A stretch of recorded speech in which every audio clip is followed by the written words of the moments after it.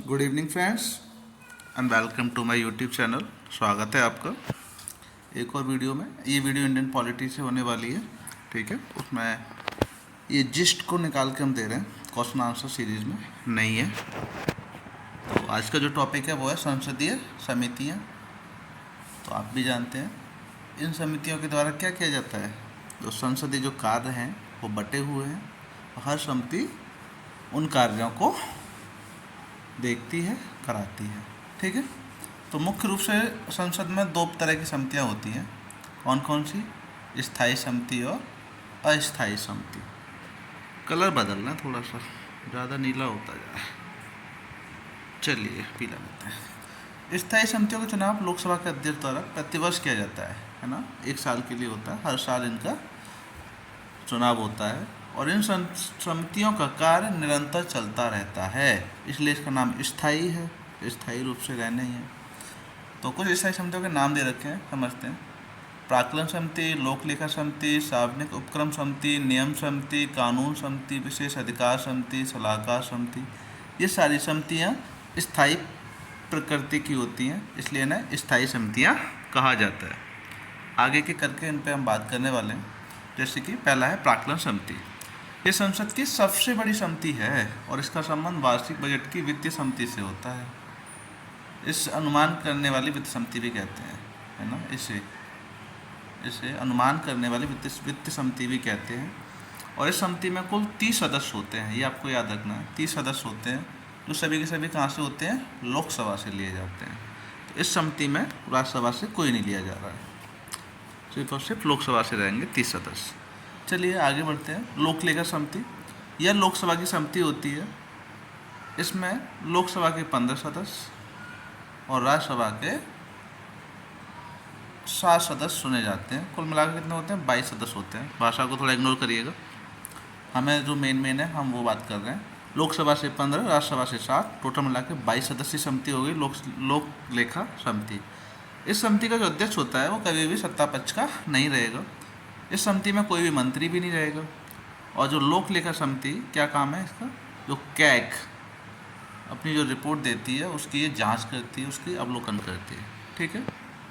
अगला नोट पढ़ लो कि संविधान के अनुच्छेद 151 के अंतर्गत CAG अपनी रिपोर्ट केंद्र के संबंध में तो राष्ट्रपति को तथा राज्य के संबंध में राज्यपाल को सौंपता है। इम्पोर्टेंट है, लाइन बेशक एक है लेकिन क्वेश्चन देखेंगे तो बहुत अति महत्वपूर्ण क्वेश्चन बन जाएंगे 2, ठीक है, 3 और कहें तो। चलिए आगे बढ़ते हैं। अगली है सार्वजनिक उपक्रम समिति। इस समिति में भी कुल 22 सदस्य होते हैं। कैसे? 15 लोकसभा से और 7 राज्यसभा से। और इस समिति में भी कोई भी मंत्री इसका सदस्य नहीं हो सकता है, ठीक है। अगली है नियम समिति।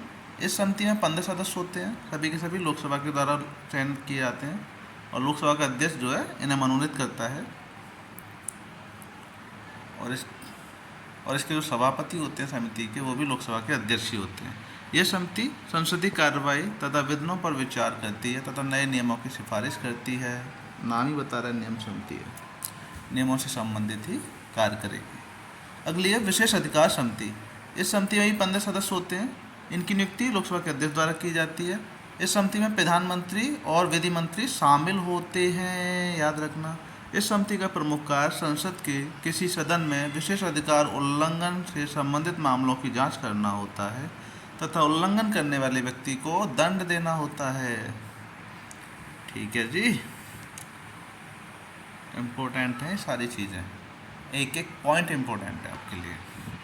सलाहकार समिति। इस समिति में कुल 15 सदस्य होते हैं। इसकी नियुक्ति भी कौन करता है? लोकसभा का अध्यक्ष करता है, सलाहकार समिति। अगली है गैर सरकारी विधेयक समिति। इस समिति में भी 15 सदस्य होते हैं और कौन करता है नियुक्ति? इन 15 की लोकसभा अध्यक्ष करता है। यह समिति गैर सरकारी विधेयकों को पेश करवाने का कार्य करती है। गैर सरकारी विधेयक है ना, उनको पेश करवाने का कार्य करती है। अगली है वेतन भत्ते समिति।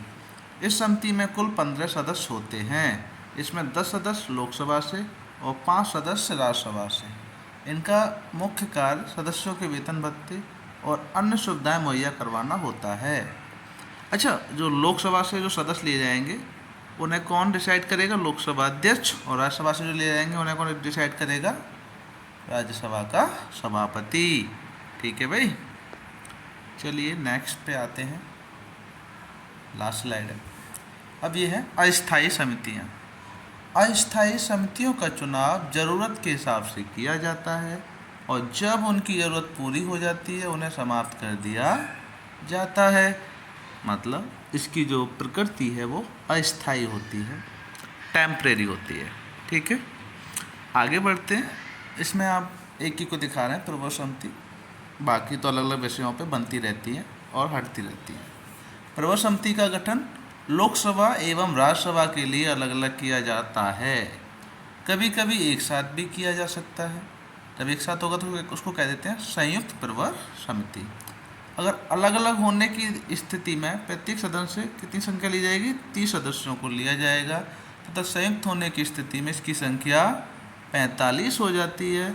इसमें से 30 तो लोकसभा से और 15 सदस्य राज्यसभा से लिए जाते हैं। इसका मुख्य उद्देश्य विधेयकों पर विचार विमर्श करना होता है। प्रवर समितियाँ विशेष विधेयकों की जांच निरीक्षण करने के विशिष्ट उद्देश्य से स्थापित तदर्थ या अस्थायी समितियों की एक श्रेणी है। छोटी सी वीडियो है, इम्पोर्टेंट वीडियो है और सार बड़ा इम्पोर्टेंट है, तो इसको आप दोबारा पढ़िएगा और नोट करते चलिए। तो इस वीडियो में इतना ही है। आपको वीडियो पसंद आ रही हो तो लाइक करें और कमेंट करें और हमारे इस चैनल को सब्सक्राइब ज़रूर करें। ठीक है, चलिए, थैंक यू सो मच।